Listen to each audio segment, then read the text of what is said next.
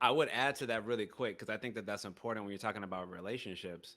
Because 100%, to me, they're so difficult because, of course, we have different upbringings and different outlooks, whether we come from the same cultural background or not. They're inherently going to be difficult. But I always talk about willingness and willfulness. So the same way you took it upon yourself, which again, salute to you for doing that, going to go get some individual therapy after couples counseling, and maybe you felt some type of way that you weren't getting the outcome that you wanted, because we don't always do that. Yeah. But to your point though, and Travis, I hope you would agree with me here. It don't matter how bad you want it. It don't matter how much you want them to change. They change when they're ready to, and you can't put that in them. Yeah, Travis, I would you 100%, disagree? 100% agree. I always, one thing I talk about in therapy is locus of control. And I always go, what is our locus of control? There are things within your control and there are things outside of your control. What we like to play with, or the playground we like to play in a lot of times, are those things outside of our control.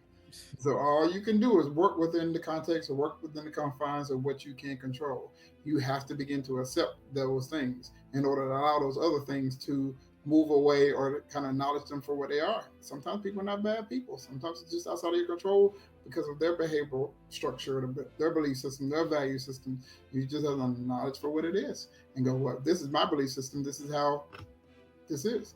And so I agree 100% with you.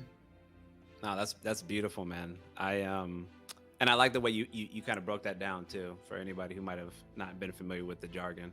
Um, but I really believe in that. I talk a lot about radical acceptance too, and to me, those are the hardest things. What you're describing, that's the hardest stuff to do, man. So you're telling me this thing that I really care about, this person that I really care about, whether they're romantic, whoever, I can't do nothing, man. Are you sure? Like maybe I didn't tell them. I know I said it like 5 times. Maybe I need to say it like 15 more times. Are you sure they really understand it?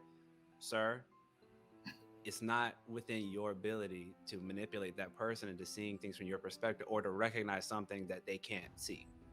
It's always easier when you're on the outside to see somebody else's stuff. The hard part is pulling the mirror up and being like, hey, did you notice that you do this a lot? And then Listen, not only seeing it, but then accepting that that might be true, right? I say that one a lot. I'm gonna say this one last point, and then I'm gonna let you jump in.